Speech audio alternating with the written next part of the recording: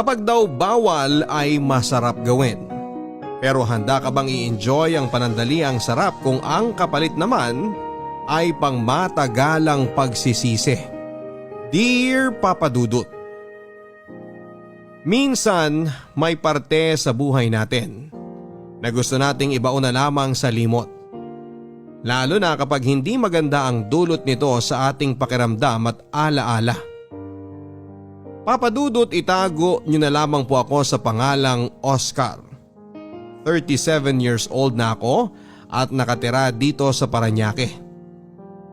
Ayoko talagang magpakilala sa tunay kong pangalan dahil medyo sensitibo ang kwentong ibabahagi ko sa ngayon. Nasigurado akong kaiinisan ng ating mga kabarangay. Papa Dudut, sisimulan ko ang kwento ko sa relasyon namin ng asawa kong si Carol. Nagkakilala kami sa isang mall kung saan ay nagtatrabaho ako bilang isang sales promodizer at siya naman ay napadaan para bumili ng school supplies na gagamitin niya para sa kanyang trabaho. Isa kasi siyang teacher, Papa Dudut. At nagkataon pa na pinsan siya ng isang katrabaho ko na naging tulay para magkakilala kaming dalawa. Pakiramdam ko nga noon ay na love at first sight ako sa kanya. Kaya humingi ako ng tulong sa katrabaho ko na ilakad ako kay Carol.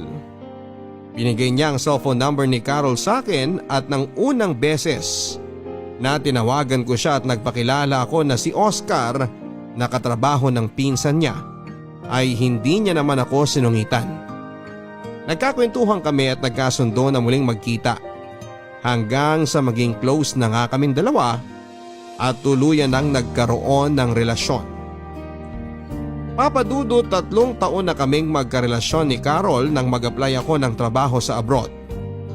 Ayaw sana ni Carol dahil natatakot siya na baka hindi na siya balikan o kaya ay magkaroon ako ng ibang babae doon. Kaya para patunayan na mahal ko talaga siya at mapanatag na rin ang loob niya, ay pinakasalan ko na siya, Papa Dudut. Nasa tamang edad naman kami at hindi natutol ang aming mga magulang. Kaya nagpakasal na kami at tumira muna kami sa isang apartment habang naghihintay ng alis ko. Natanggap din kasi ako kaagad sa ina-applyan ko na agency.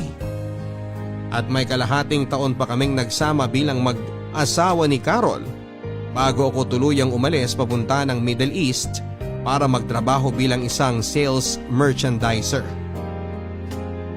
Papa Dudut, mahirap at malungkot talaga ang magtrabaho sa abroad. Lalo na at malayo ako sa mga mahal ko sa buhay. Tapos wala pang 1 taong kaming nagsasama bilang mag-asawa ni Carol. Pero nagpakatatag ako dahil gusto ko talaga na mabigyan ng maayos na buhay ang asawa ko. Wala namang kaming naging problema ni Carol pagdating sa relasyon namin dahil consistent ang communication namin sa isa't isa. Kaya nang dumire-diretso ang renewal ng kontrata ko sa abroad, ay hindi na nga namin namalayan na halos 10 taon na pala akong nagtatrabaho sa Middle East. Doon na ako nag-decide na umuwi ng Pilipinas dahil may sapat na rin naman kaming ipon ng asawa ko. Gusto ko na rin kasi na magsimula kami ni Carol na bumuo ng totoong pamilya.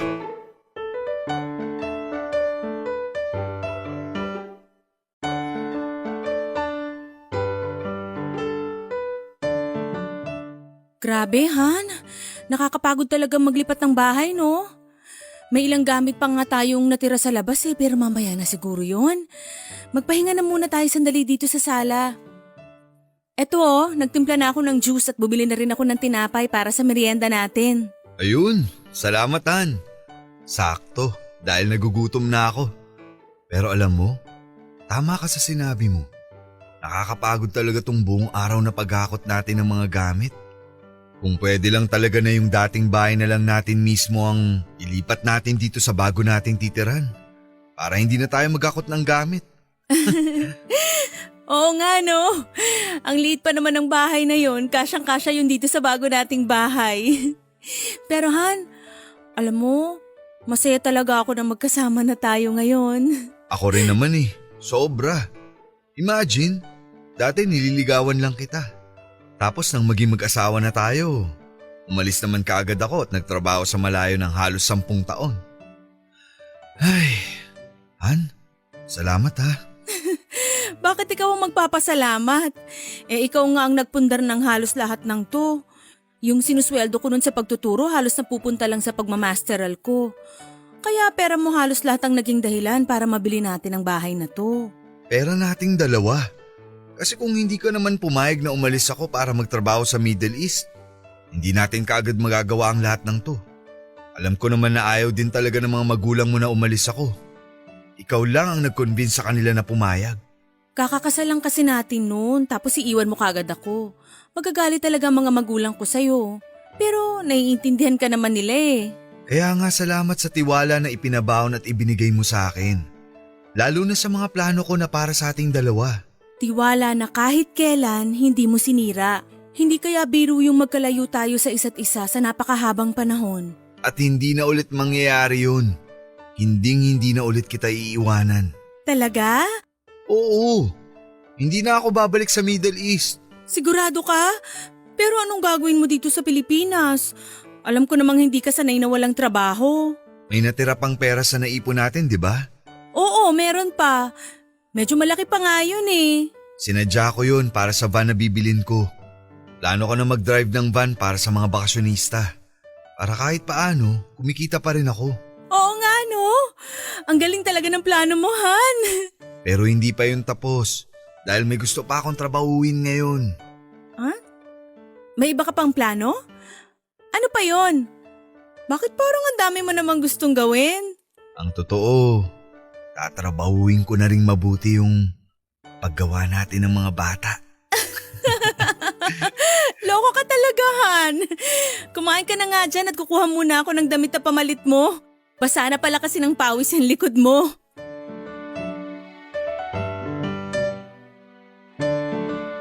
Papadudot gamit nga ang naipon namin ni Carol ay nakabili kami ng isang row house na ngayon ay tinitirhan naming mag-asawa. At isang van na gagamitin ko sa trabaho. Si Carol naman ay nagpatuloy sa kanyang pagtuturo. Papadudot pakaramdam ko noon ay wala na akong mahihiling pa dahil maayos na talaga ang buhay namin ng asawa ko. Pero habang tumatagal ang pagsasama namin, ay doon ko naramdaman na parang may kulang pa. At saka ko lang na-realize na iba pa rin talaga ang bahay kapag may kasamang bata. Alam ko na mas magiging masaya kaming mag-asawa kung bibiyayaan kami ng isang anak. Pero papadudot hindi naman kami nagmamadali ni Carol. Lalo na at ngayon lamang ulit kami nagkasama bilang mag-asawa pagkatapos ng maraming taon. Isa pa ay pareho naman kaming nagpa-check up noon at ang sabi ng doktor ay walang may diferensya sa aming dalawa. Perfect timing lang daw ang kailangan at makakabuo din kami ng anak ng asawa ko. Papadudot mag-iisang taon na kami ni Carol sa tinitirhan namin nang makilala namin ang bagong lipat sa katabing bahay namin. Ang mag-live-in partner na sina Jack at Bella. Mabait din silang dalawa at nagdala pa nga ng pagkain si Bella sa bahay para makipagkilala sa amin ni Carol. Makwento si Bella at totoong maganda, papadudot. Maputi ang kutis niya, bilugan ang kanyang mga mata. Mahaba ang buhok at balingkinita ng kanyang pangangatawan. Malaki nga ang pagkakahawig niya sa napakagandang kapuso star na si Kim Domingo. At sa ilang minuto nilang pagkukwentuhan ng asawa ko, sa tapat ng bahay habang naglilinis ako ng sasakyan, ay narinig ko na magtatatlong taon na silang magkarelasyon ni Jack at nangungupahan lang sila sa katabing bahay namin. Isa daw medical representative si Jack at siya naman ay kakaresign lamang sa trabaho bilang dental assistant. At bago nga siya umalis ng bahay namin, papadudot, ay nginitian niya ako. Ngiti na hindi ko alam kung bakit pero may kakaibang dating sa akin. Papadudot hindi lang yon ang unang beses na pumunta siya sa bahay. Dahil nga sa makwento talaga si Bella, ay unti-unti na nga silang naging close ng asawa ko.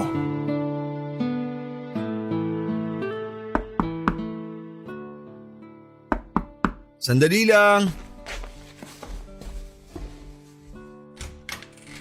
Good morning. Oh, Bella. Ikaw pala. Magandang umaga rin. Bakit napadaan ka? May kailangan ka ba? Nandyan ba si Carol? Wala pa eh. Nagpunta sa palengke.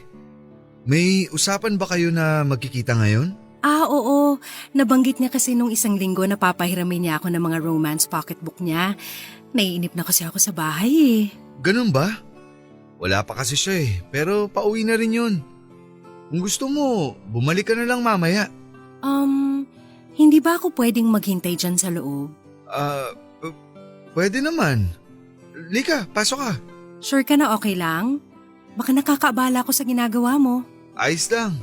Kakatapos ko lang ding ayusin yung lababo namin. Pasok ka na. Dito mo na hintayin si Carol. Salamat. Grabe! Ang dami niyo palang gamit dito. Tsaka ang ganda ng sahig ng bahay niyo. Si Carol kasi ang pumili ng tiles para sa sahig. Kaya yan, ang ganda, di ba? Nakwento nga ni Carol na siya halos ang pumili ng lahat ng gamit dito. Dahil ayaw mo raw magdesisyon pagdating sa mga ganong bagay. Pati pala yun nakwento niya. Sa aming dalawa kasi, mas maganda ang taste niya pagdating sa mga design ng gamit. Kagaya nitong tiles at itong sofa dito sa sala. Kaya hinayaan ko na siya magdesisyon sa lahat ng mga kakailanganin namin dito sa bahay. Ang swerte naman talaga ni Carol sa'yo. Ang sarap mo siguro talaga maging asawa. Hindi naman. Mas swerte ako sa kanya kasi nagawa niyang maghintay ng halos 10 taon sa akin. Ang tagal ko rin kasi nagtrabaho sa abroad. Sa bagay, hindi rin kasi biro na hindi mo makasama ng halos 10 taon ng asawa mo. Alam mo na, ang hirap kaya nang walang ganun. Oo, medyo nga. Pero sanayin lang siguro kasi syempre, sa umpisa lang naman talaga mahirap ang lahat. Ibig sabihin, nasanay ka ng walang rumoromansa sa'yo? Ha? Oh my gosh, sorry. Na-awkward ka ba sa mga tanong ko? Medyo na-curious lang talaga ako sa mga kinuwento ni Carol sa akin tungkol sa LDR ninyong dalawa. Hindi, ayos lang. Gusto mo ng juice? Pagtitimpla na lang muna kita. Buka muna dito. Pauwi na yun si Carol. Kaya hintayin mo na lang siya dito. Papadudot, sa totoo lang ay medyo nagulat at nasiwa ako sa mga naging tanong ni Bella. Napapaisip tuloy ako noon kung ano pa ba ang ibang kinuwento ni Carol sa kanya tungkol sa relasyon naming dalawa habang magkalayo kami. Nakwento kaya ni Carol na minsan sa sobrang pagkasabik namin sa isa't isa habang nasa abroad ako ay nagawa naming magpalitan ng malalaswang mensahe at larawan. Na minsan ay magkatawagan kaming dalawa at nagvi-video sex at kung ano-ano pang bagay na ginagawa ng mga mag-asawang nasa LDR na sitwasyon. Hindi ko rin tuloy maiwasang isipin na kaya siguro ganon na mga tingin at ngiti sa akin ni Bella ay dahil sa mga nalalaman niya tungkol sa amin ng asawa ko. Pero sa kabilang banda, Papadudot, ay naisip ko rin na hindi naman siguro yon gagawin ng asawa ko dahil hindi siya makwento tungkol sa mga ganong bagay.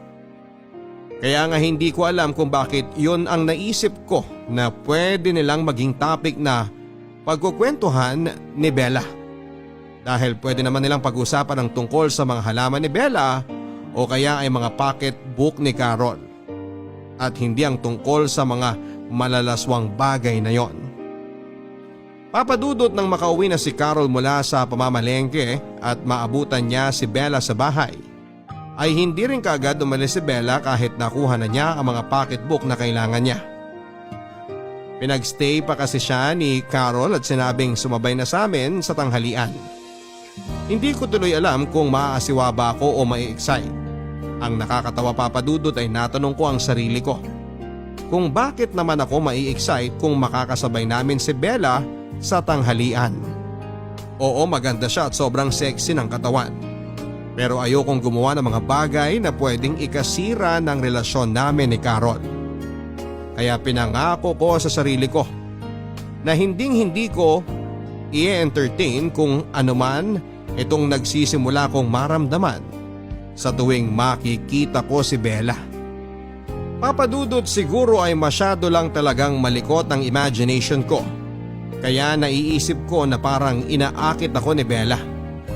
Magkaiba naman kasi ang nangaakit sa nakikipagkaibigan. Narealize ko na kaya madalas pumupunta si Bella sa bahay para makipagkwentuhan kay Carol ay dahil naiinip siya sa kanila. Kumbaga ay sabik lang siya sa kausap o kakwentuhan. At dahil sadyang mabait ang misis ko ay mabilis silang nagkapalagayan ng loob at nagkasundo. Kay Carol ko nalaman na madalas palang wala sa bahay si Jack kaya wala rin kasama si Bella. Kinuwento rin ni Carol na masaya talagang kausap si Bella. Madalas nga ay nagdadala pa siya ng pagkain sa bahay dahil mahilig daw siyang magluto.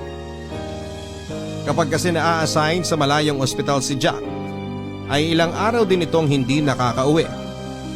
Kaya kesa raw masayang ang mga pagkain ni Bella sa ref, ay iluluto na lang daw nila yon at ipinamimigay sa kung sino ang pwede nilang pagbigyan. Papadudot pagkalipas ng ilang buwan ay mas naging close sina Carol at si Bella. Kahit paano ay natutuwa na rin ako kasi may nakakausap na rin si Carol bukod sa akin. Hindi rin kasi mahilig lumabas ng bahay ang misis ko at makipagkwentuhan sa mga kapitbahay. Mabuti na lang at may isang Bella kami na kapitbahay na dumadayo sa amin para magtanggal din ng inip niya. At least alam ko na hindi nauubos ang oras ni Carol sa stress sa trabaho. Kaya habang tumatagal, nagiging kampante na rin ang loob ko kay Bella.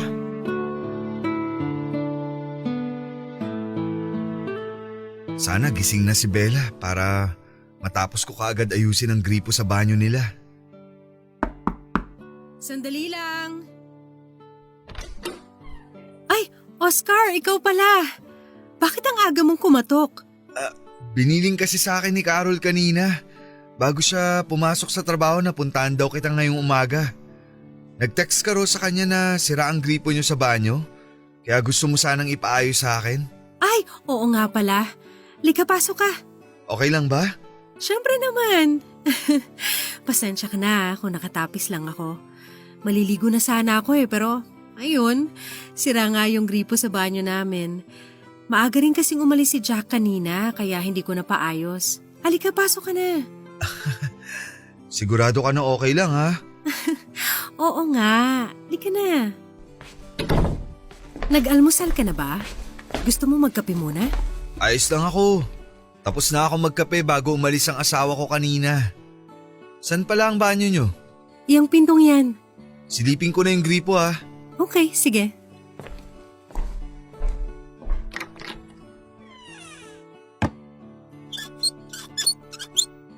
Wala ngang lumalabas na tubig. Pero mukha namang walang naputol. Baka may bumara lang.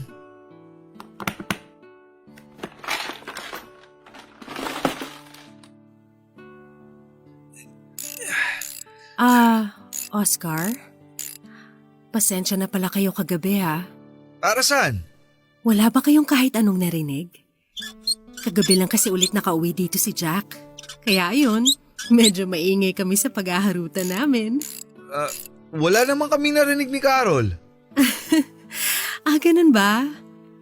Mabuti naman. Akala ko narinig ninyo yung mga ingay namin ni Jack kagabi. Ayos lang. Normal lang naman yun sa mag-asawa. Ibig sabihin, gusto mo rin ng maingay? Hindi.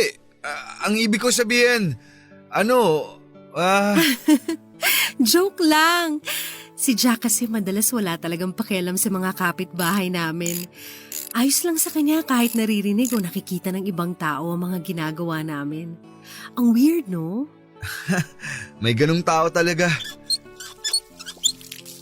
O yan, ayos na tong gripo nyo. Ayan! Makakaligo na rin ako. Salamat, Oscar. Oo nga pala, kainin mo na muna tong brownies na ginawa ko kanina. Dapat almusal to ni Jack kaya lang ang aga niyang umalis. Hindi na. Alis na rin ako para makaligo ka na. Okay lang yun. Pwede naman akong maligo habang kumakain ka dito. Pakisara mo na lang ang pinto kapag lalabas ka na. O sige, papasok na ako dito sa banyo.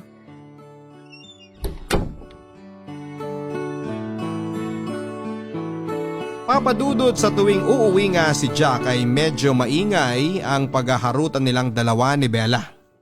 Mabuti na lang at wala pang nakatira sa katabing bahay nila dahil siguradong maririnig din ng mga yon ang ingay nila.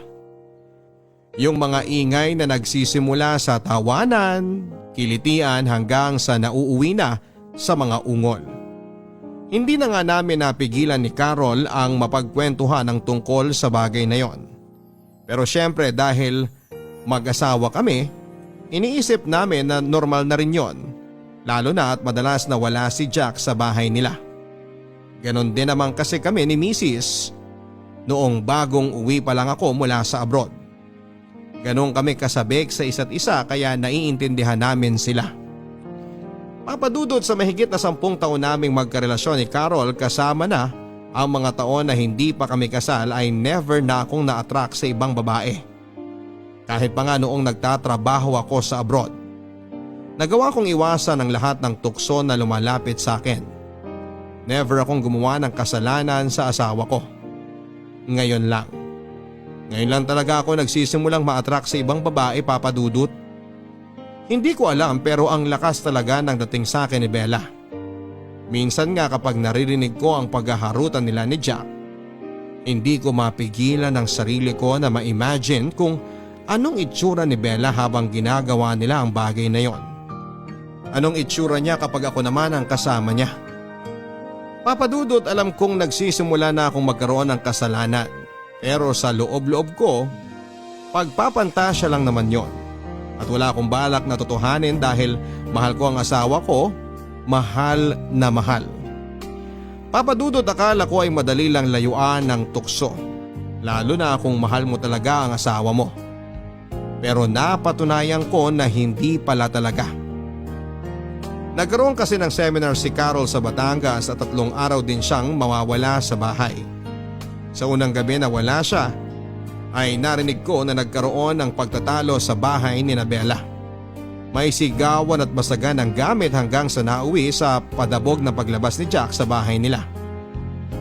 Kausap ko noon si Carol sa cellphone at sinabi ko sa kanyang nangyari sa kabilang bahay. Wala sana akong balak na puntahan si Bella pero si Carol ang nag-convince sa akin na i-check ko raw kung maayos lang daw si Bella sa kanila.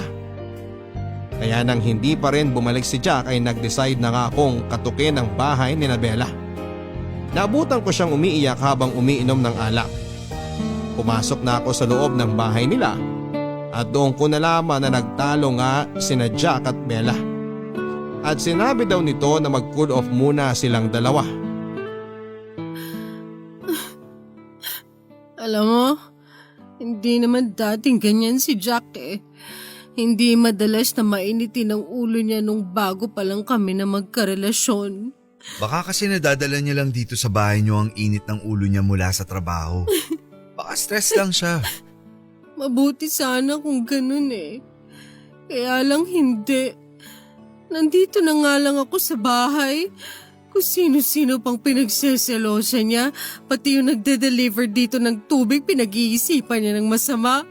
Baka kasi natatakot lang talaga si Jack na mawala ka sa kanya. O kaya maagaw ka ng iba. Kaya nga ako pumayag na magsama na kami sa iisang bahay para matigil na yung pag-iisip niya ng kung ano-ano.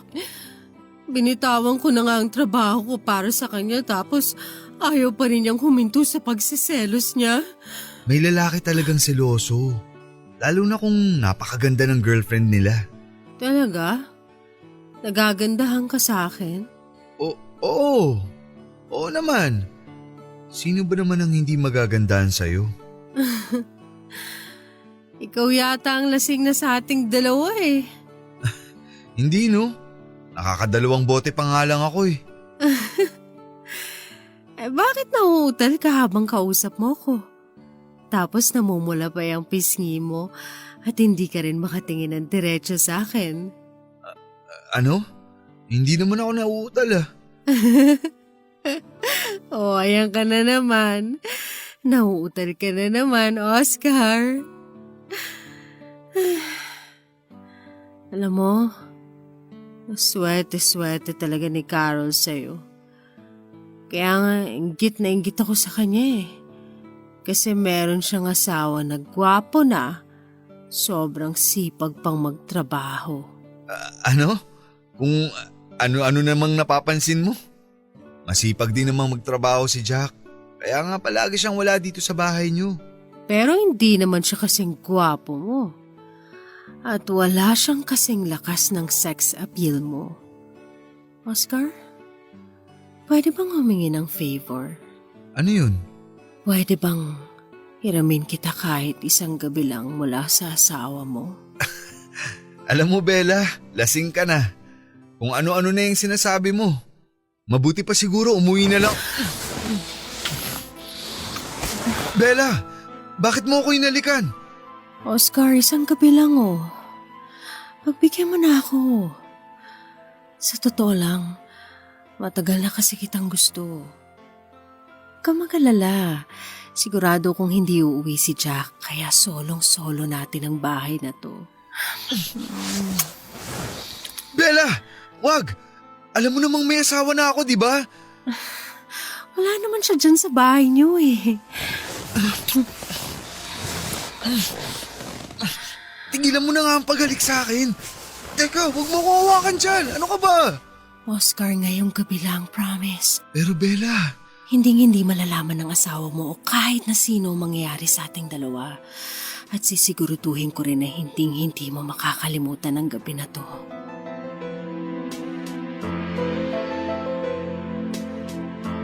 Papadudod sa maniwala kayo at sa hindi ay pinilit kong pigilan ang sarili ko na hindi matukso sa ginawa ni Bella sa akin.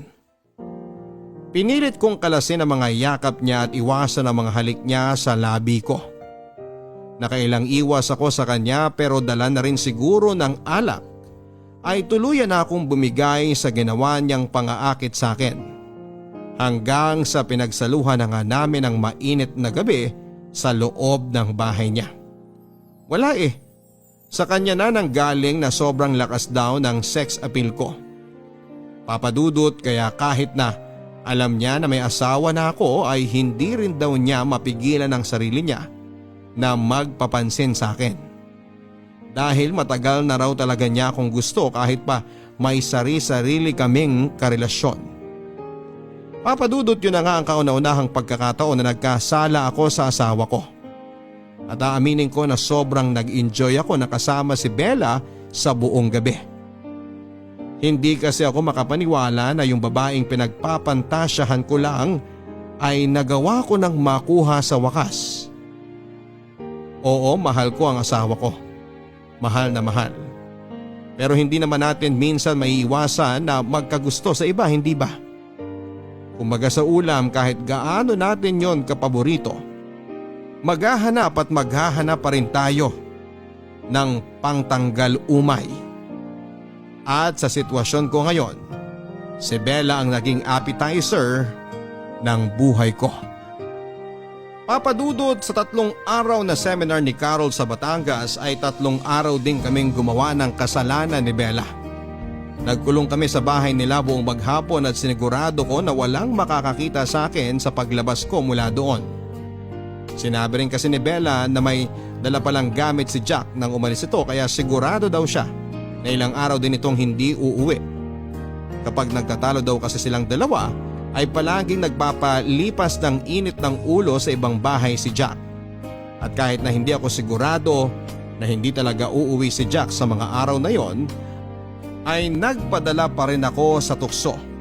At kapag kausap ko naman si Carol sa cellphone ay tahimik lang si Bella para hindi kami mahuli na magkasama.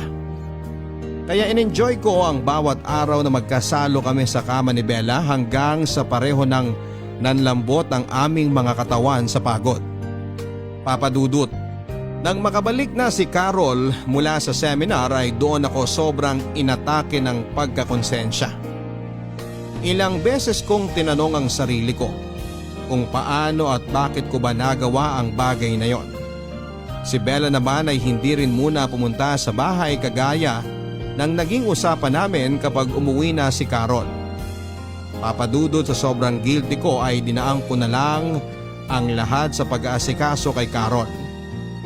Mula sa paghahanda ng mga gamit niya pampasok sa trabaho, mga pagkain na kakainin niya hanggang sa babaunin niya at kung ano-ano pa. Naging sobrang malambing din ako sa kanya at minsan nga ay natatawa na lang siya. At kung minsan nga ay medyo nawiwirduhan sa ginagawa ko. Pero ang palagi ko lang sagot ay sobra ko lang siyang namimiss kaya ko ginagawa ang mga bagay na yon. Kahit ang totoo ay sobra lang talaga akong nagigilty dahil sa naging kasalanan ko sa kanya. Kaya nangako ako sa sarili ko na hindi ko na ulit uulitin pa ang ginawa namin ni Bella.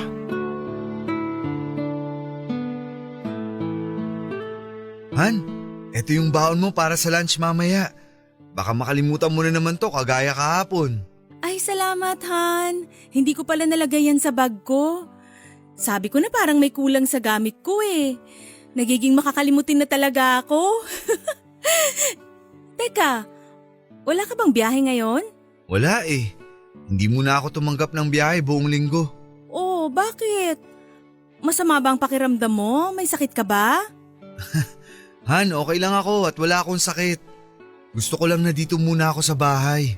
Para maasikaso kita bago ka umalis at pagka-uwi mo galing trabaho.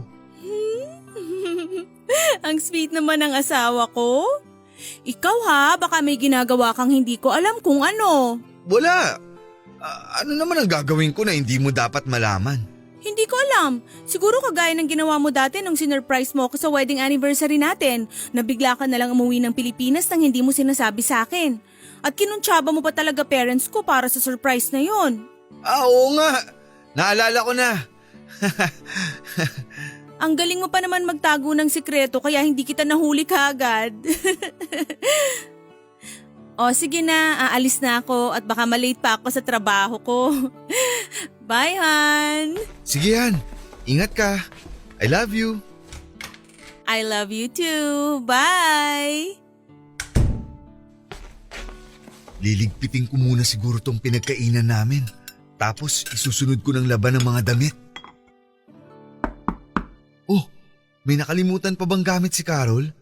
Parang wala namang naiwan dito sa lamesa. Nakala ko wala ka ng… Bella? Anong ginagawa mo dito? Umalis ka muna. Baka makita ka ng asawa ko. Ano ka ba? Umalis na yung asawa mo, di ba? Kaya nga nandito na ako eh. Teka, huwag ka munang pumasok. Baka kasi bumalik siya at makita ka niya dito sa loob ng bahay. Nakaalis na nga siya. Nakasalubong ko pa nga siya kanina eh. Nagkabatian pa kami bago siya sumakay ng tricycle. Kaya alam ko na solong-solo na kita ngayon. Namiss kita. Bella, huwag kasi muna ngayon. Baka bumalik ang asawa ko. Ang kulit naman ito. Sinabi ko na nga na hindi na babalik yun. Kaya nga nila ko na tong pinto ng bahay niyo eh. Kaya halika, ituloy na natin to. Mag-enjoy na tayo habang wala ang asawa mo. Papadudot akala ko kapag kasama ko na si Carol ay madali ko nang maiiwasan ng tukso pero hindi pala. Dahil nang umagang yon ay bumigay na naman ako. Nagpadala na naman ako sa tukso at naging marupok ako, Papadudot. Muli na naman naming pinagsaluhan ni Bella ang masarap na nakaw na sandali sa loob pa mismo ng bahay namin ni Carol. Buong maghapon kaming gumawa ng kasalanan. At bago siya lumabas ay sinigurado ko na walang ibang tao na pwedeng makakita sa kanya. Papadudot, oo, inaamin ko na nag-enjoy talaga ako sa ginawa naming yon ni Bella. Pero takot na takot ako na malaman ito lahat ni Carol. Ayoko magtalo kami at mawala sa akin ang asawa ko. Hindi ko alam kung kakayanin ko kapag nangyari yon. Pero nasundan pa nang nasundan ang mga nangyari sa amin ni Bella kapag wala ang asawa ko sa bahay. Minsan nga kahit nasa bahay pa si Carol ay magkukunwaring magdadala lang ng pagkain si Bella. pero pasimple na siyang humahalik sa akin kapag hindi nakatingin si Carol. Papadudot na hinto ang ginagawa naming mga nakaw na sandali ni Bella nang umuwi na si Jack sa kanila. Hindi na rin kumatok pang muli si Bella sa bahay namin at nalaman ko kay Carol na nagkaayos na ang dalawa. Lumipas ang mga linggo na naging buwan pero hindi na nga ako muli pang tinukso o inakit ni Bella. Paminsan-minsan ay nagpupunta pa rin siya sa bahay pero hindi na ako ang dahilan. Si Carol na. Ibinabalik niya lang ang mga pocketbook na hiniram niya o kaya naman ay manghihiram ulit siya ng bago. Nagpapansinan pa rin kaming dalawa, Papadudot, pero hanggang tanguan at ngitian na lang. Mas okay na yon kesa mamroblema pa ako. Oo, namimiss ko mga nakaw na sandali naming dalawa. Pero dahil appetizer ko lang naman siya ay alam ko sa sarili ko na mabilis ko siyang makakalimutan. Isang gabi, Papadudot, ay nagising kami ni Carol sa mga sigawan mula sa kabilang bahay. Mga sigawan ni Bella at Jack, kasunod ay ang ingay ng pagkasira ng mga gamit na para bang hinahagis. May 10 minuto lang yon na nangyari bago muling tumahimik ang kabilang bahay. Kagaya ng dati ay ayoko na sanang pumunta doon at makialam, pero si Carol ang nag-convince sa akin na i-check ko raw ang kapitbahay namin.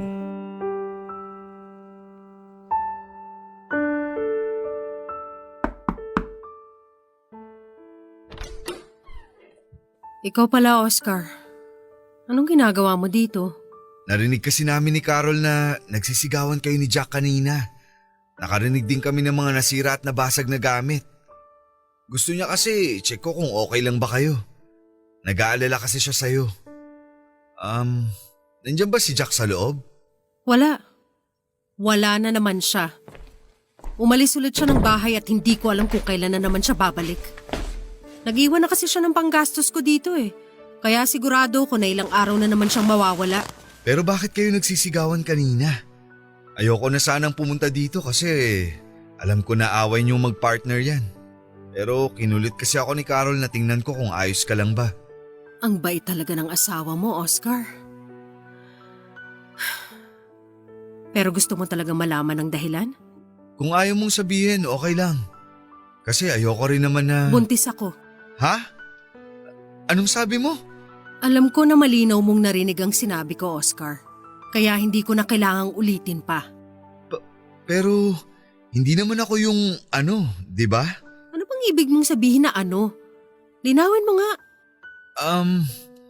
Yung alam mo na. Hindi ko malalaman kung hindi mo didiretsuhin. Hindi naman ako ang tatay ng dinadala mo, di ba? Sa totoo lang hindi ko alam eh. Hindi ko pa alam sa ngayon. Yun ba ang pinag-awayan niyo ni Jack kanina? Alam niya na ba yung tungkol sa nangyari sa atin? Hindi.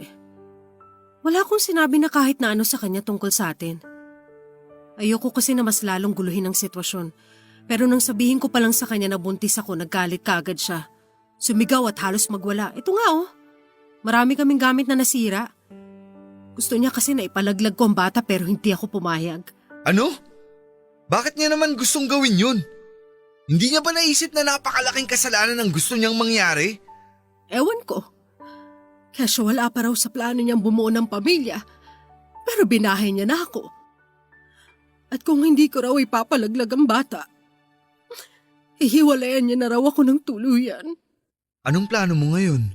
Ayoko ipalaglag tong bata. Kahit anong mangyari, hindi ko papatayin ang anak ko. Hindi, Oscar.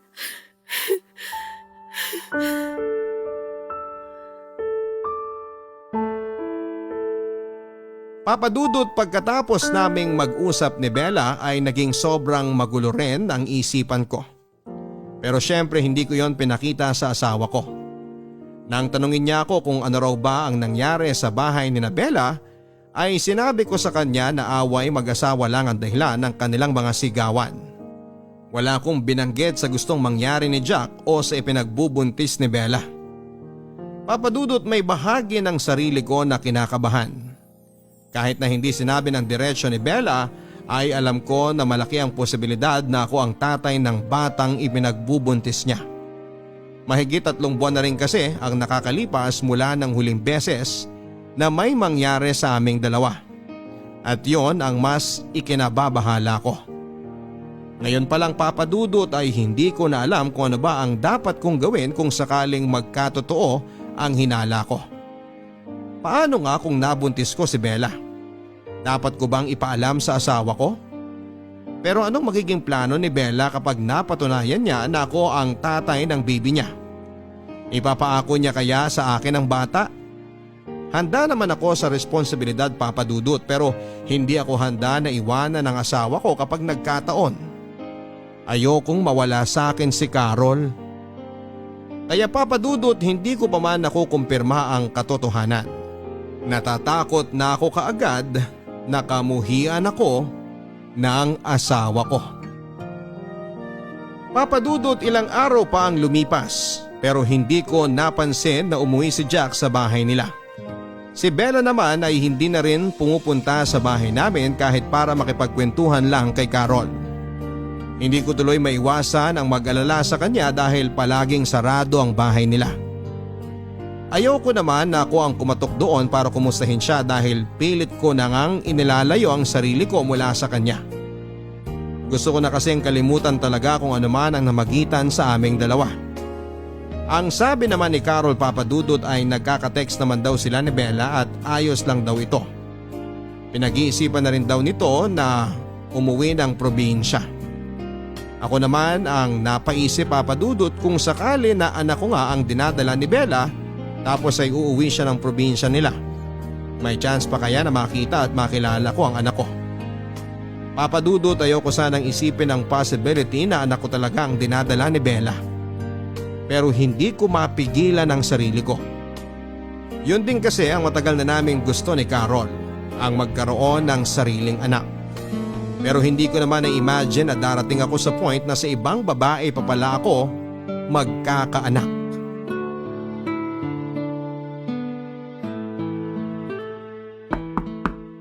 Han, patingin naman kung sino yung kumakatok. Tinatapos ko lang tong niluluto ko. Sige yan, ako nang bahala. Oh Bella, kumusta ka? Teka, bakit may dala ka mga gamit mo? Magpapaalam lang sana ako sa inyo ni Carol. Uuwi na kasi ako ng probinsya namin. Nandyan ba siya? Oh, Bella, ikaw pala yan. Ngayon na ba ang alis mo? Kala ko sa susunod na linggo pa. Oo eh. Baka kasi maubos ko pa yung huling pera na iniwan sa akin ni Jack. Hindi na kasi ako binalikan ng gago na yun eh. Kaya sinoli ko na rin yung susi sa may-ari ng bahay namin. Nag-iwan na rin ako ng pera sa kanila para ipahakot ang mga gamit na natitira doon. Hay nako, sira talaga ulo nung lalaking yun. Sandali lang ha, kukunin ko lang yung mga pocketbook na sinabi kong ibibigay ko sa'yo. Sige, maghihintay ako dito. Salamat. Bella, anong plano mo ngayon? Ayun na nga. Uuwi muna ako sa probinsya namin. Nalaman na rin kasi ng nanay ko na buntis ako eh.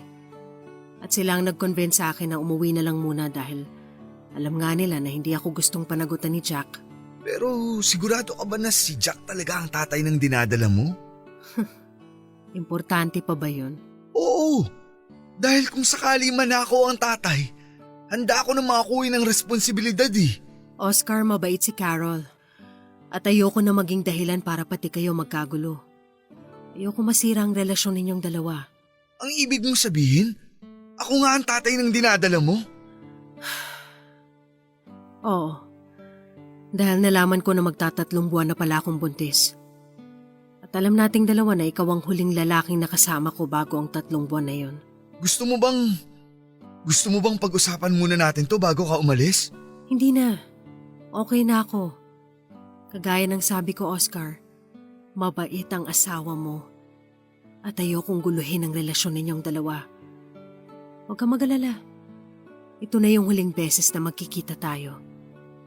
Kagaya ng pangako ko sa'yo noon, walang sino mang makakaalam na mga naging nakaw na sandali nating dalawa.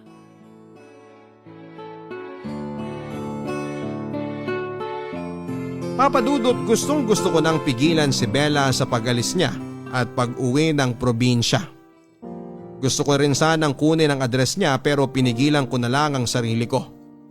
Lalo na nang bumalik na si Carol para iabot kay Bella ang mga pabaon nitong pocketbook. At nang umalis na nga si Bella ay muli akong naguluhan sa kung ano ang dapat kong gawin.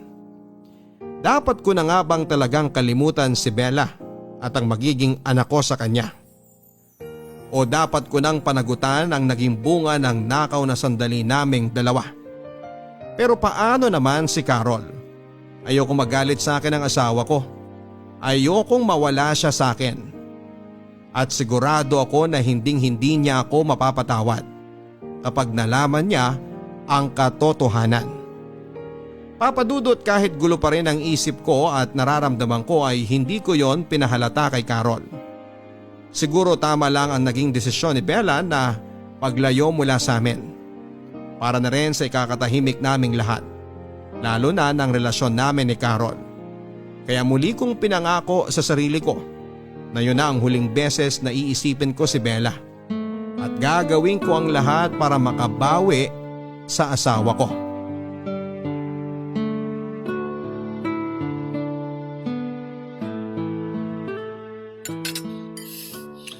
Han, ang sarap talaga nitong tinola mo ah. Siyempre, kasi paborito mo yan, di ba? Ang sabi mo pa nga kahit yan pa ang araw-araw na ulam natin, ayos lang sa'yo. Oo Han, lalo na kapag ikaw ang nagluto. Talaga ba? Talaga? Kahit kailan hindi ka na umay sa tinola o sa kahit anong niluto ko? Hindi no, ang sarap-sarap mo kaya magluto kaya hindi ako magsasawa. Okay. Sabi mo eh. Hay. Buntis pala si Bella? Kanino mo naman narinig yan? Sa inyong dalawa. Sa pag-uusap nyo kanina. Oscar, may gusto ka bang sabihin sa akin ngayon? Wala naman. Wala naman akong tinatago na kahit na ano sa'yo. Ano bang gusto mong marinig mula sa akin? Yung tungkol sa lahat ng pinag-usapan nyo ni Bella kanina. Narinig mo lahat yon? Oo. Lahat ng dapat kong marinig. Oscar, paano mo nagawa sa akin to? Paano ginagawa sa akin tong dalawa? Han, magpapaliwanag muna ako. Huwag mo akong hawakan! Carol, makinig ka kasi muna sa akin. Ang bababoy niyo! Ang bababoy niyong dalawa!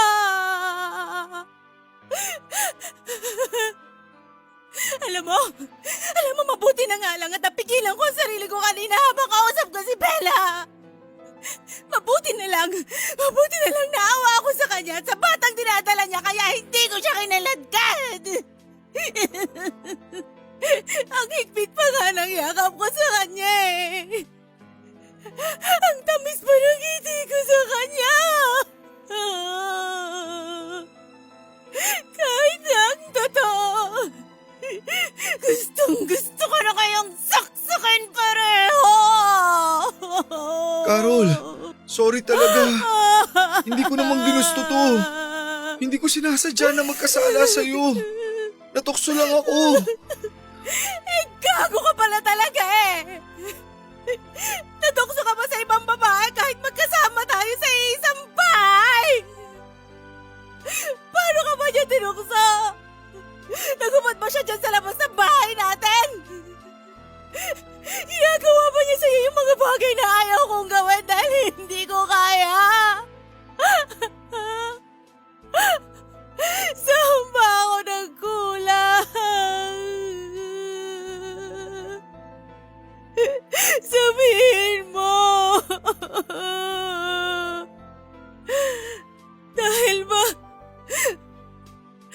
Dahil ba hindi tayo makabuo ng anak hanggang ngayon? Hindi. Hindi dahil doon. Wala kang kasalanan. Wala kang naging kahit na anong pagkukulang. Naging mahina lang talaga ako. Siguro hindi lang ito ang unang beses na ginawa mo to, no? Aminin mo nga sa akin. Nakailang babae ka sa abroad. akong magloko. Carol, ano ba yung iniisip mo? Iningatan ko ang tiwala na pinabaon mo sa akin nung umalis ako ng Pilipinas hanggang sa makabalik ako. Ngayon lang talaga ako nagkamali. Please, patawarin mo ako. Pinagsisisihan ko na ang lahat. Alin sa lahat ang pinagsisisihan mo, Oscar? Yung niloko mo ako? O yung nagkaanak ka sa ibang babae? Alam mo, sa tuwing iniisip ko na si Bella pa talaga yung naging babae mo, hindi ko mapigilang isipin na kung ilang beses niyo ba ginawa ang bagay na yon. Kung saang parte ba ng bahay na to niyo ginawa yung kababuyan yung dalawa. Inaamin ko naman na nagkamali talaga ako. At gagawin ko ang lahat para mapatawad mo lang ako. Carol, please. Ayusin natin to. Bigyan mo pa ako kahit isang pagkakataon na lang. Para saan pa? Para lokohin mo ako uli? Carol. Para magkaanak ka uli sa ibang babae? Hindi! Hindi kita mapapatawad kahit kailan, Oscar! Kaya tapusin na natin lahat ngayong gabi at aalis na rin ako sa bahay na to. Dahil hindi ko na kaya magstay pa na matagal sa lugar na to na sobrang binaboy niyong dalawa ni Bella! Papa Dudut, hindi ko alam kung paanong paliwanag at pagmamakaawa pa ang gagawin ko kay Carol para lamang patawarin niya ako. Narinig niya pala ang naging pag-uusap namin ni Bella tungkol sa pagkumpirma nito na ako nga ang tatay ng dinadala nitong baby. Ni hindi ko man lang nahalata ang biglang pagbabago ng mood ni Carol nang umalis na si Bella at ang buong akala ko ay nalulungkot lamang siya. Yun pala ay may kinikimkim na siyang sakit dahil sa nalaman niya. Papa Dudut, sobra ako nagsisisi dahil sa kasalanang nagawa ko sa asawa ko. Hindi ko lubos maisip kung bakit ba ako nagpadala sa tukso. Bakit hinayaan ko na maging marupok ang sarili ko? Kahit alam ko na mahal ako ng asawa ko, sa umpisa pa lang ay dapat ay hindi ko na in-entertain pa ang kung anumang pagnanasang nararamdaman ko kay Bella noon. Dapat mas inayos ko na lang ang sarili ko at ang relasyon namin ni Carol.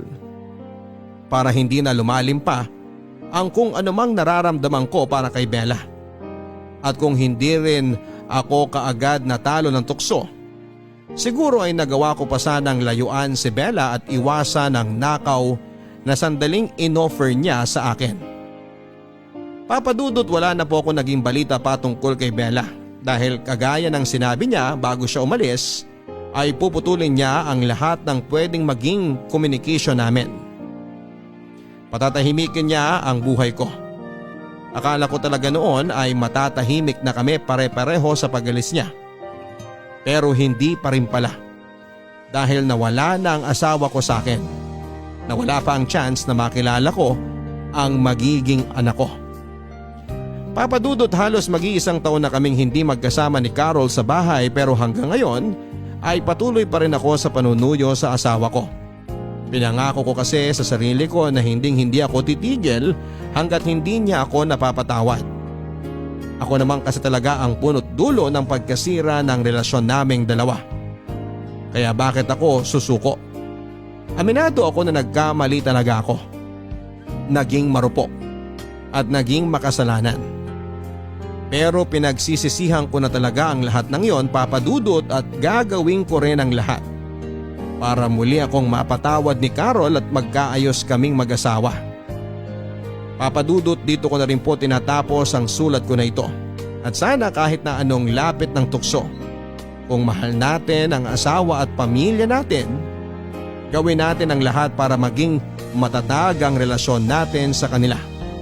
At huwag na nating sisirain ang tiwalang ibinigay nila kung ayaw nating kamuhian nila tayo at mawala sila sa buhay natin. Bago ko po umpisahan ang aking kwento ay gusto ko sanang sabihin sa mga tagapakinig na sana'y huwag nila akong husgahan dahil aaminin kong sensitibo ang istoryang ibabahagi ko.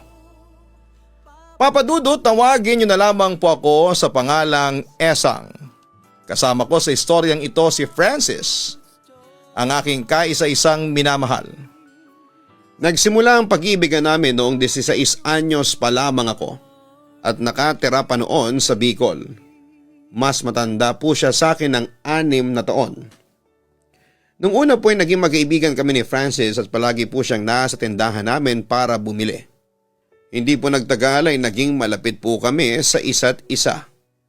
Kaya po naging kami at masasabi ko pong naging masaya kami sa aming relasyon. Pero dahil sa problemang pinansyal sa loob ng kanya-kanya naming pamilya, kaya nagkalayo kami para makapagtrabaho. At dahil sa malayo na destino si Francis, at sa wala siyang cellphone kaya isang beses sa isang buwan lamang kaming nagkakasama. Katulad na lamang isang araw. Ano? Hanggang kailan ka dito sa Bicol? Tanong ko kay Francis. Nagbabaka sakaling magkaroon ng himala at humaba ang araw ng pagsasama namin. Hanggang bukas ng umaga lang po ako, malungkot na sagot niya sa akin. Nalungkot din ako pero sanay na ako sa aming sitwasyon. Naintindihan kita, may trabaho ka doon sa Batangas. Kailangan mong unahin yon, ang sabi ko sa kanya. Pero sa totoo lang nakukonsensya ko kasi isang beses lang sa isang buwan tayong nakikita. Hindi rin tayo nagkakausap. Kaya nga siguro sobrang pangungulila natin sa isa't isa. Nadama ko naman ang kalungkutan sa sinabing yon ni Francis. Bumili ka na kasi ng cellphone para may communication na tayo. Kahit na magkalayo tayo, suhestyon ko sa kanya. Hindi kasi ako makabili ng cellphone kasi mas inuuna ko muna yung ibang mga gastusin. Pero sige, mag-iipon na ako ng pambili ng cellphone para hindi na tayo malungkot. Basta esang, sisikapin ko na magkaroon tayo ng komunikasyon. Paniniguro naman niya sa akin. Mamayang kaunti lumapit naman sa amin si Mama para kumustahin ang aking bisita. Buti naman at napadalaw ka ulit sa amin, masayang wika ng aking ina kay Francis. Tita, may pasalubong po pala ako sa inyo galing sa Batangas. Aniya habang inaabot niya ang isang eco bag na naglalaman ng iba't ibang klase ng pasalubong tulad ng kapeng barako at mga minatamis na pagkain. Naku, salamat! Tuwang-tuwa namang inabot ni Mama ang mga pasalubong. Ipinakita ko pa kay Mama ang iba pang mga dalang pagkain ni Francis. Ito pa nga po yung iba niyang pasalubong sa atin, Inay. Meron na po tayong pananghalian at hapunan. Wow, ang dami nito ha. Ay siya nga pala. Sumabay ka na sa amin sa pananghalian. Pagsaluhan natin tong pasalubong mo. Pag-aya ni Mama kay Francis. Agad naman pumayag ang boyfriend ko. Teka, maiba tayo. Total matagal na rin kayo nagmamahala ng anak ko matanong ko lang. Kailan ang kasal ninyo? Ano, may plan na ba kayo? Tila nasasabik na tanong ni Mama kay Francis. Natawa naman ako sa naging reaksyon ng aking ina. Kaya naman inay bata pa po kami para sa kasal na yan. Paalala ko sa kanya. Ay nakalimutan ko. Wika naman ni Mama sabay tawa. Sinakyan naman ni Francis ang biro ni Mama. Pero parang gusto na yata ni Tita na ikasal tayo esang Ano, magpapakasal na ba tayo? Joke lang. Pero Tita, kapag umabot na sa hustong gulang si Esang magpapakasal na po kami talaga. Paniniguro niya sa amin. Naku, sana kayo na talaga magkatuluyan. Hindi may tago ni Mama ang pagkagusto niya kay Francis para sa akin. Kayo inay, botong-boto po kayo kay Francis ha. Natatawang obserbasyon ko. Oo naman, matagal ko nang alam na si Francis ang nararapat na lalaki para sa inyo. Sagot ni Mama sa akin. Bago bumaling sa aking boyfriend. Ikaw Francis, sana huwag kang magbago ha. Opo Tita, makakaasa po kayo sa akin. Hindi po ako magbabago at mas mamahalin ko pa po ang anak ninyo. Pangako po yan Tita. Yon ang binitawan niyang salita na alam kong hindi mapapako. Papadudot hindi naging hadlang ang layo namin sa isa't isa para hindi tumibay ang pagmamahalan namin. Dahil sa tiwala kami sa isa't isa, kaya hindi kami nagkaroon ng problema sa aming relasyon. Kahit nga na minsanan lang kaming magkasama. Samantala lumipas po ang 4 na buwan at umalis po ako ng Bicol papuntang Marikina dahil nagkaroon ako ng opportunity na makapasok sa isang trabahong may sweldong mas malaki kesa sa sinasahod ko sa Bicol. Kampante ako na yun na ang sagot para unti-unti ko nang maabot ang mga pangarap ko at pangarap namin ni Francis Papadudot. At kasabay noon ay tinanggal na rin ni Francis sa wakas ang aming kawalan ng komunikasyon sa pamamagitan ng isang sorpresa. Hello? Sagot ko sa tumatawag noon sa aking cellphone. Hello? Pwede ba kay Esang? Sabi ng boses ng isang lalaki sa kabilang linya. Ngunit agad ko siyang nabosesan kahit na lakihan pa niya ang kanyang boses. Teka Francis, ikaw ba yan? Bigla na lamang tumawa ang lalaki sa kabilang linya. Ano ba yan? Naabukin mo ka agad. Alam mo kahit na mag-iba ka ng boses, malalaman at malalaman ko rin. Teka, kanino ka nakitawag? Usisa ko pa sa kanya. May sarili na akong cellphone. Masaya niyang balita sa akin. Wow, talaga? Buti naman kung ganon. Sobra din akong natuwa para sa aking boyfriend Papadudot. Bumili na ako ng cellphone kanina lang. Ayan ha, matatawagan na kita at matetext kita. Hindi na tayo mangangamba para sa isa't isa. Paniniguro niya sa akin. Teka, nasaan ka na ba? Maya-maya itanong ni Francis sa akin. Nandito ako sa Marikina, namamasukan ako bilang kasambahay. Inform ko sa kanya. Talaga kumusta ka naman dyan sa mga bago mong amo? Ilang araw ka na dyan? Tanong ni Francis at tila nag-aalala pa sa aking kalagayan. So far so good naman, ayos naman ako dito. Medyo suplado lang yung amo ko lalaki pero ayos lang. 2 araw pa lang akong naglilingkod sa kanila. Sagot ko sa kanya. Bakit mo naman naisipan na mamasukan bilang kasambahay? Maganda naman yung trabaho mo dun sa Bicol, hindi ba? Usisa niya sa akin. Mas malaki kasi ang pasahod dito kaysa sa atin Kaya hindi ako nagdalawang isip na makipagsapalaran. Katwiran ko naman sa aking boyfriend. Buti naman at pumayag ang mga magulang mo. Huminga muna ako ng malalim bago ko sinagot ang tanong ni Francis. Ang totoo niyan ayaw ng mga magulang ko na pumunta ako dito kaso hindi rin nila ako napigil. Gusto ko kasing kumita ng malaking pera para hindi na ako umasa pa sa mga magulang ko. Mag-iingat ka dyan ha. Nag-worry din ako sa iyo Siyempre naman, para sa iyo mag-iingat ako. Pangako ko naman sa aking boyfriend. Pupuntahan kita dyan sa Marikina. Alam mo na, pasyal-pasyal tayo. Tamang-tama maraming mall dyan at mga amusement parks. Kaya malilibang tayo. Suhestyon niya sa akin. Kailan mo ako pupuntahan? Tanong ko. Baka sa next week. Basta maklear lang tong trabaho ko sisibat kagad ako papunta dyan. Mas malapit ang Batangas to Manila kaysa Batangas to Bicol. Ang sabi ni Francis habang nakakaramdam ako ng kasabikan sa kanyang boses. Hintayin mo ako ha. Oo naman, hihintayin talaga kita. Sagot ko naman sa kanya, Papadudot. Papadudot, hindi naging madali para sa amin ni Francis na magkaroon ng tuloy-tuloy na komunikasyon. Dahil ang mga panahon na yon ay mahigpit sa akin ang aking among lalaki. Ayaw niya akong makitang nakikipag-usap sa boyfriend ko sa cellphone at lalo pa siyang naghigpit sa akin nang umalis ang amo kong babae papunta sa ibang bansa. Papadudot, naging matindi rin ang hirap na inabot ko sa kanya sa kamay ng aking amo. Kaya naman isang araw ay nagpasya na akong magpasaklolo kay Francis. Ano nangyari sa iyo dyan? Nag-aalalang tanong ni Francis sa kabilang linya. Yung amo ko lalaki, minamaltrato niya ako. Sinasaktan niya ako kapag nagkakamali ako, Francis. Ayaw ko na rito. Naiiyak na pagbabahagi ko sa kanya. Umalis ka na dyan, Esang. Wika sa akin ni Francis. Ilang beses ko nang tinangkang umalis pero nahuhuli ako ng amo ko. Ayaw niya akong paalisin. Anong gagawin ko? Tulungan mo naman ako. Sa puntong yon ay hindi ko na napigilang umiyak pa. Huwag kang mag-alala. Mag-leave ako sa trabaho ko. Pupuntahan kita dyan at tutulungan kitang makaalis dyan. Yun naman ang pinangako niya sa akin. Ano ba bang ginagawa sa iyo ng amo mo? Anong klaseng pananakit ang ginagawa niya sa iyo? Dinetali ko naman sa kanya ang bawat pagmamalupit na ginagawa sa akin ni Sir Lando. Hinahampas niya ako ng anumang bagay na mahawakan niya.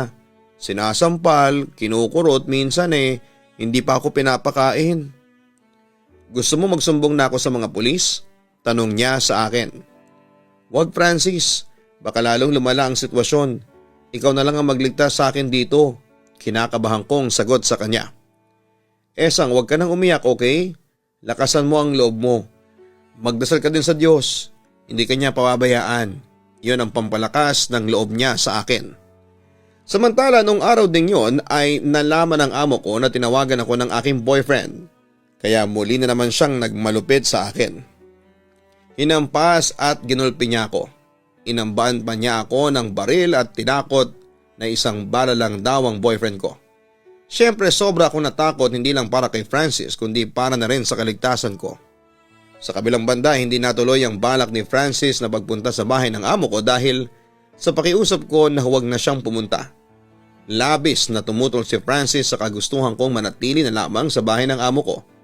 Pero sa huli sumuko din siya dahil nagsinungaling ako sa kanya na ayos na ako.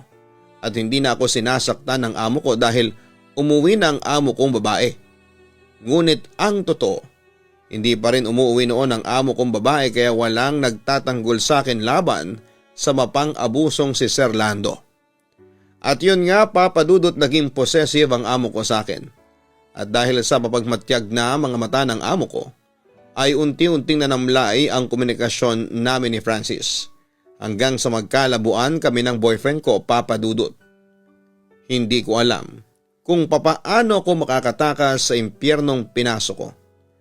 Ang akala kong ginhawang naghihintay sa akin ay isa palang pagdurusa. Hindi ko naman mahingan ng tulong si Francis at kailangan ko pang magsinungaling sa kanya dahil natatakot ako na madamay siya sa gulo at mapahamak ng dahil lamang sa pagtatanggol niya sa akin. Bago tayo magpatuloy, huwag kalimutan na mag-like, share, and subscribe. Napansin po ng inyong si Papa Dudut na majority po ng mga nanonood sa atin ay hindi pa nakasubscribe. Kaya malaking bagay po sa pag-grow ng ating channel ang inyong pag-subscribe.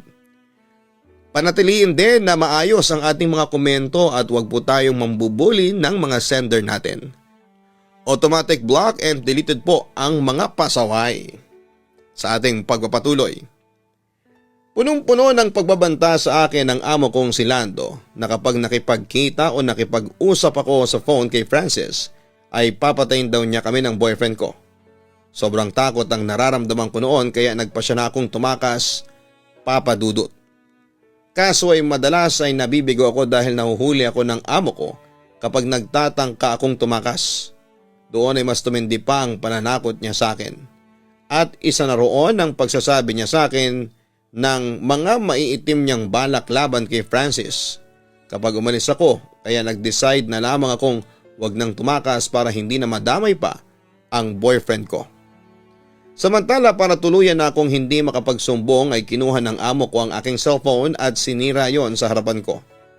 Siyempre napasigaw ako at nanlumo dahil tuluyan ng mawawala ang komunikasyon namin ng boyfriend ko. Pero tumutol man ako ay wala na rin akong magagawa dahil malakas ang amo ko at marami siyang mga koneksyon na pwedeng sumira sa buhay namin ni Francis. Pero isang gabi habang naglilinis ako ng kwarto ay may nakita akong cellphone sa ilalim ng kama ng amo ko. Mukhang matagal na itong hindi na-charge at naaalikabuka na. Agad ko yung kinuha kasi alam ko ang cellphone number ng amo ko. At hindi yung napulot kong cellphone yon. Kaya dali-dali akong bumalik sa maid's quarter ko at chinarge ang cellphone. Nang ma-fully charge na yon ay nabuksan ko ang cellphone. Sa amo ko palang babae yon at medyo sira ang LED screen. Pero laking gulat ko na gumagana pa ang SIM card nito. Naalala ko naman na meron pala akong binili noon na 100 pesos prepaid card. Kaya yan ang ginamit ko para malagyan ng load ang cellphone. Pagkatapos noon dahil kabisado ko naman ang cellphone number ni Francis ay tinawagan ko siya. Esang, tinatakot ka ba niya? Pinagbabantaan ka ba niya ang buhay mo? Esang, bakit bigla ka nalang umatras sa mga plano natin?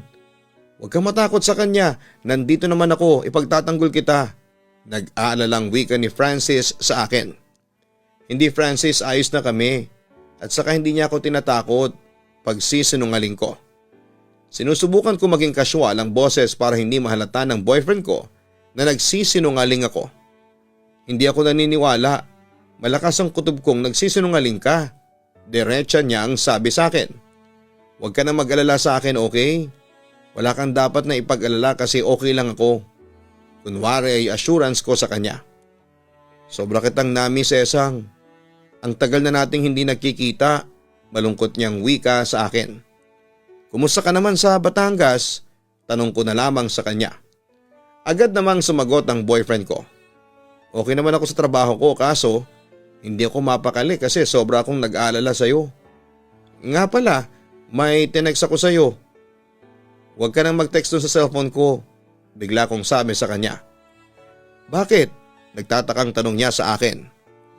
Sira na ang cellphone ko dati, bale, eto na ang gagamitin kong numero. Inform ko sa kanya.